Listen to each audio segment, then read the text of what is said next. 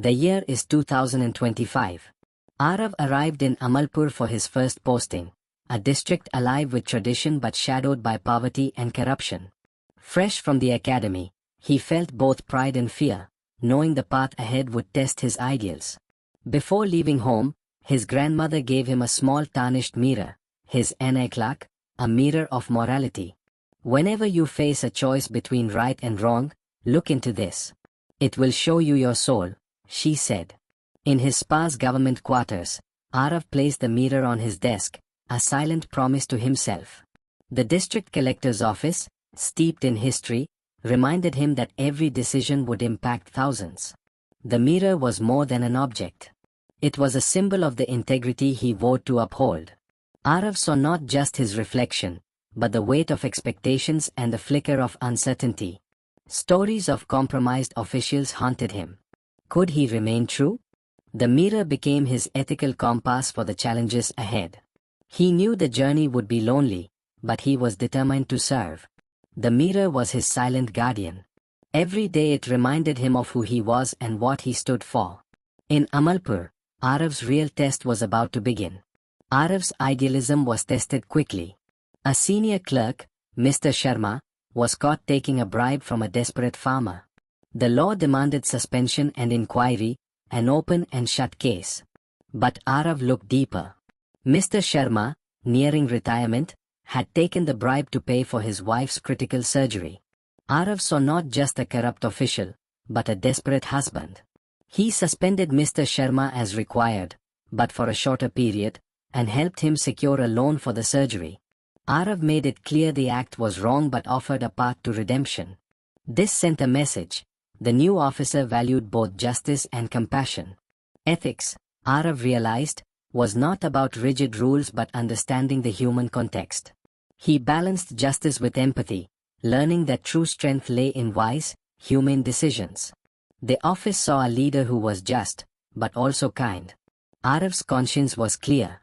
The mirror on his desk seemed to shine brighter that evening. Every day brought new choices, but Arvi faced them with integrity. He learned that small decisions defined his character. The mirror reflected not just his face but his values. Amalpur was watching and learning. The dilemmas grew more complex. A highway project threatened to displace a tribal community from their ancestral land. Legally, Arvi was to execute eviction notices. The law was clear, but the villagers spoke of sacred groves, rivers, and ancestors. Their identity was tied to the land. Arvi's conscience was in turmoil. Was legal right always moral right? Inspired by Dr. Ambedkar, Arvi studied tribal rights and sought a just solution. He proposed an alternative route for the highway, sparing the tribal lands. The new route was longer and costlier but protected the community's home. Arvi faced resistance from superiors and contractors but stood his ground. He argued that progress must be inclusive and humane.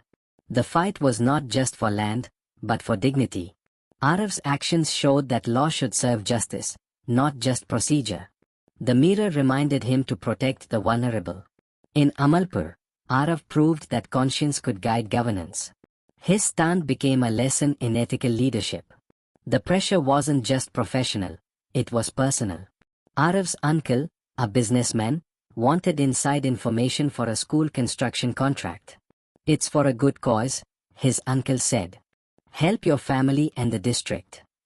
Arvi faced a classic conflict, public duty versus private loyalty. There was no law against giving advice, but it would be unfair to other bidders.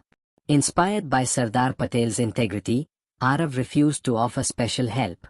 Win the contract fairly, he told his uncle. My role is to ensure a level playing field. His uncle was disappointed but respected Arvi's conviction. Arvi learned that ethics must be consistent, at work and at home. He started a values club in local schools, teaching children about honesty and responsibility. Arvi wanted to plant seeds of ethics in the next generation. His actions spoke louder than words. The mirror reminded him, true integrity is lived every day. Amalpur's children now had a new role model. The ultimate test came a year later. A contractor offered Arvi a suitcase of cash to approve a lucrative bid, more money than he'd earned in a lifetime. For a moment, Arav was tempted. The voice of greed whispered, "Everyone does it." But his eyes fell on his grandmother's mirror. He saw not wealth, but the trust of his grandmother, the hopes of the poor, and the faces of children he'd inspired. Could he betray them, or himself? The answer became clear. Arav told the contractor, "Please leave. My integrity is not for sale." The contractor left, defeated and alone. Arav understood the mirror's true magic. It didn't make choices. It reminded him of who he wanted to be. Ethics was not just rules, but a living identity. Arav's courage set a new standard for Amalpur. The mirror reflected not just his face, but his unwavering conscience. In the end, Arav's greatest achievement was staying true to himself. The journey of service had only just begun. A young officer named Rohan stood before a room of aspiring civil servants. Not long ago, he was one of them, full of hope, fear, and a desire to serve. Today he returned, not to teach facts, but to share the heart of public service. "My friends," Rohan began, "I see myself in you. You've worked hard, but the real test begins after the exams. This test is not of memory, but of character. It's about who you become when you are given power and responsibility." The room was silent, every eye fixed on him. Public service is a calling, a sacred trust. People look to you for hope, justice, and solutions. Your decisions will touch countless lives, many you'll never meet. What you carry in your heart matters more than what's in your hands. Rohan recalled his first posting in a remote village. Endless problems, despair in people's eyes. Books didn't prepare me for that. It was my belief in change and my attitude that kept me going. Service is less about giving orders, more about listening and understanding people's pain. The true measure of a civil servant isn't rank, but the trust you build and the lives you uplift. The aspirants listened, inspired by the journey ahead. Your attitude is your lens on the world. It shapes how you think, feel and act. In public service, attitude is everything. A positive attitude finds opportunity in difficulty. A negative one finds only obstacles. Your mindset shapes not just your reality, but the reality of those you serve. Attitude has three parts: thinking, feeling and action. What do you believe about your work? Do you feel compassion? Do you act with dedication? Consider two officers given the same task. One thinks nothing will change, feels frustrated, and does the bare minimum. The scheme fails. The other sees opportunity, feels responsible, engages with people. The scheme succeeds. The difference is attitude. A good attitude builds bridges. A bad one builds walls. In public service, you will face criticism and setbacks. Your attitude will be your shield and your sword. A positive, problem-solving attitude inspires trust and turns challenges into triumphs. Attitude is the soul, but aptitude is the mind and hands of a public servant. Aptitude is your ability to learn, solve problems, and make sound judgments. Good intentions need sharp skills to become real results. You need analytical skills to find root causes, communication to explain and listen, leadership to guide teams, and emotional intelligence to manage people. Aptitude isn't fixed, it grows with effort and learning. Imagine resolving a land dispute. You analyze, communicate, negotiate and empathize. That's aptitude in action. Work on both attitude and aptitude. They're the two wings you need to fly.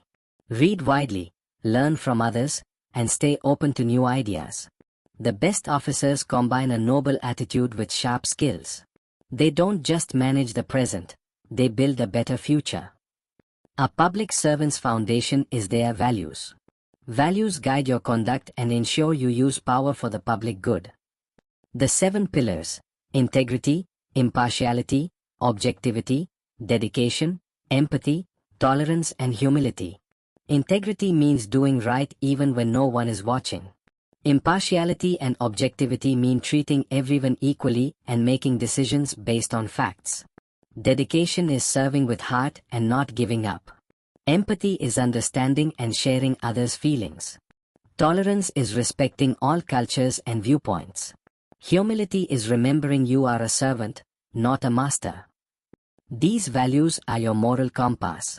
They keep you on the right path. As a civil servant, your true power is influence and inspiration. You lead by example. Your actions speak louder than any law. Think of yourself as a lamp bringing light to society's dark corners. When you help a farmer, a child, or resolve a conflict, you light a lamp of hope, opportunity, and harmony. You are not just an administrator. You are a carrier of light. The path is hard. There will be pressure, temptations, and loneliness. In those moments, remember your purpose and let your values guide you. Every small act of goodness creates ripples. Promise to be a true servant of the people. Uphold honesty, fairness, and bring light where there is darkness. Your attitude defines your journey, your aptitude shapes your success, and your values determine your legacy. Go forth. Be the change. Be a lamp in the darkness. The nation is waiting for you. Emotional intelligence is the ability to perceive, understand and manage your own emotions, to be self-aware and in control, and to recognize and influence the emotions of others, to build rapport and foster understanding. Arif urged them to see their future roles not as positions of power, but as opportunities for service, a chance to make a real difference in the lives of others, where emotional intelligence transforms administrators into true leaders capable of inspiring trust, fostering collaboration and building a better society. Arif described emotional intelligence as a flower with 5 petals. The first petal is self-awareness, knowing your emotions and values. The second is self-regulation, managing your emotions so they don't control you. The third is motivation, an inner drive to serve and persist through challenges. The fourth is empathy, understanding and sharing the feelings of others. The fifth is social skills, communicating, resolving conflicts and inspiring teams. These 5 petals work together to create a wise and effective leader. Emotional intelligence, Arif said, is what makes leadership truly impactful. Arif shared a compelling story, a vivid illustration of emotional intelligence in action. It came from his days as a district magistrate, a role where he faced numerous high-pressure situations requiring quick thinking and even quicker emotional adjustments. The story unfolded when factory layoffs sparked widespread unrest among the workers, creating a volatile situation within the district. In such moments, his first instinct, like many in positions of authority, was to rely on established protocols and, if necessary, to use force to maintain order. But a strong sense of self-awareness, cultivated over years of practice, made him pause and reconsider his initial reaction. He consciously regulated his emotions, recognizing that a knee-jerk reaction could easily escalate the conflict. Instead, he made the conscious choice to listen attentively to the concerns and grievances of the workers. He opted for dialogue and understanding instead of escalating the situation with a show of force or imposing strict measures.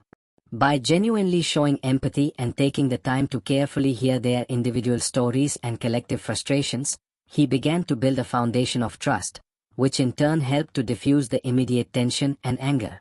Leveraging his social skills, he skillfully mediated between the representatives of the workers and the factory management. This ultimately led to a fair and mutually acceptable compromise that addressed the core issues.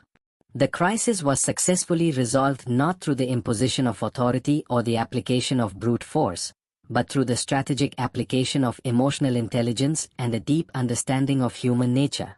Arif's empathetic and understanding approach effectively turned a potential conflict into an opportunity for collaboration and mutual growth. Reflecting on this experience and many others like it, emotional intelligence, he concluded, is arguably a leader's most powerful and versatile tool when navigating the complex and unpredictable challenges of the real world.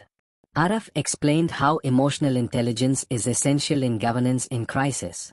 It helps leaders stay calm, make rational decisions, and communicate effectively.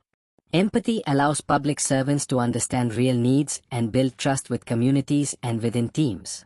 Emotional intelligence fosters collaboration, motivation, and conflict resolution in negotiations. It enables leaders to find common ground and build lasting partnerships. It also guides ethical decision-making, helping leaders act with integrity and fairness. Emotional intelligence is the foundation for effective, compassionate governance. Arif urged the students to cultivate these skills for true public service. As the rain faded, leaving a glistening world behind, Arif seamlessly connected the concept of emotional intelligence to the profound depths of timeless wisdom. He emphasized that understanding and managing our emotions isn't a new age fad, but a principle echoed throughout history.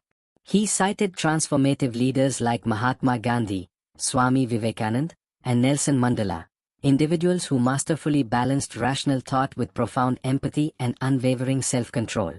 They understood the power of emotional regulation in achieving their goals. Across cultures and throughout the ages, great thinkers and philosophers have consistently taught that true and lasting strength lies not in brute force, but in the intelligent and compassionate use of emotion. It is about harnessing emotions for good. With this in mind, Arif earnestly encouraged the students to deeply reflect on past times when their emotions significantly shaped their decisions, both positively and negatively.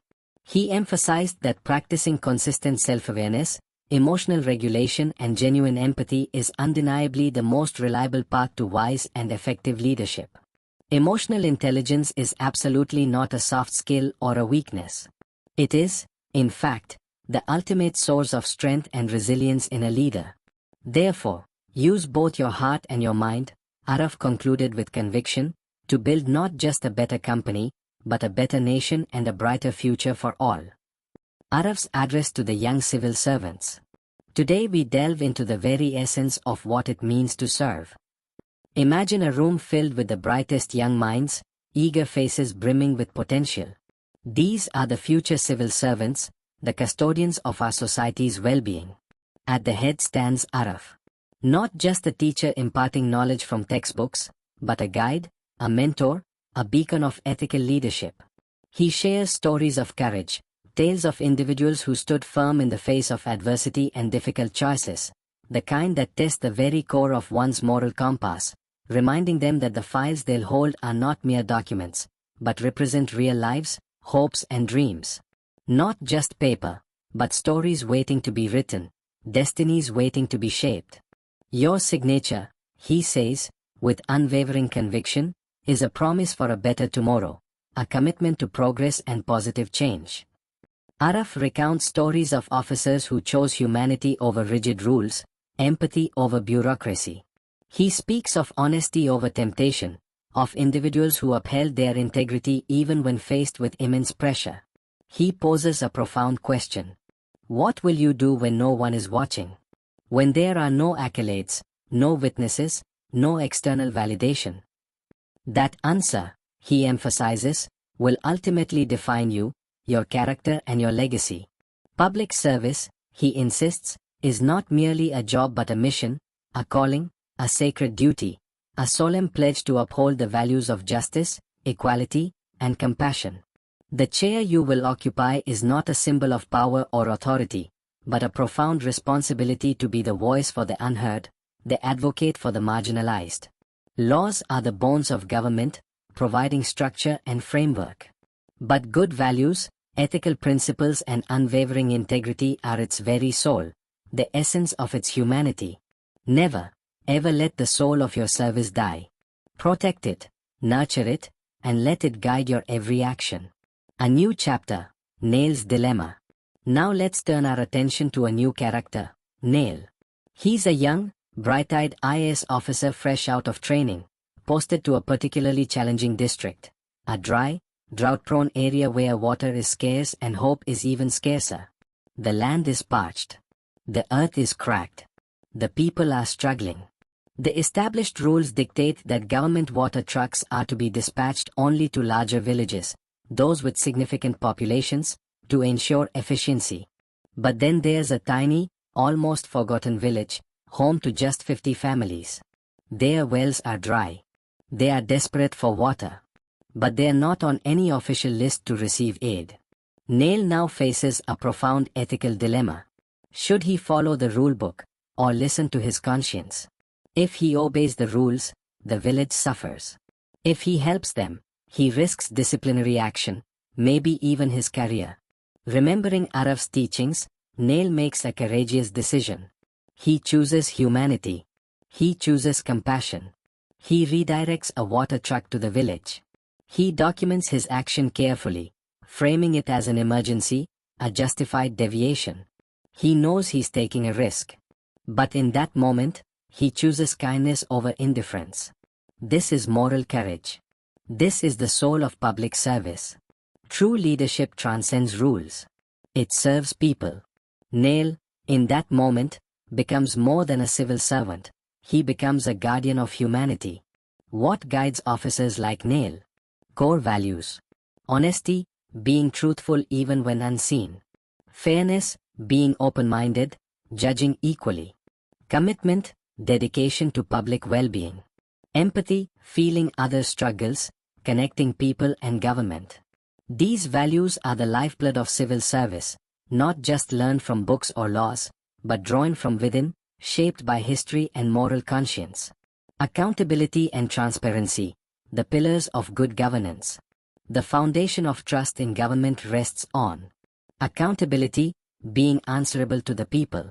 Transparency, letting citizens see the workings of government. Tools like the Right to Information Act, social audits, direct benefit transfers, and citizen charters build an open, honest system. Ethics training, whistleblower protection, and performance reviews foster a culture of integrity and fairness. A government that keeps its promises earns the people's trust. The final truth, the humane state. Ethical challenges are everywhere, in government, business, diplomacy. But the public good must always come first. Probity is more than honesty, it's unimpeachable integrity. Avoid not just wrongdoing, but even the appearance of it. Only values can make a government kind, only ethics give it a heart. One morally courageous officer can restore trust, ignite hope. The true measure of service is lives touched, not power held. The legacy of ethical leadership is a kinder, stronger, better nation.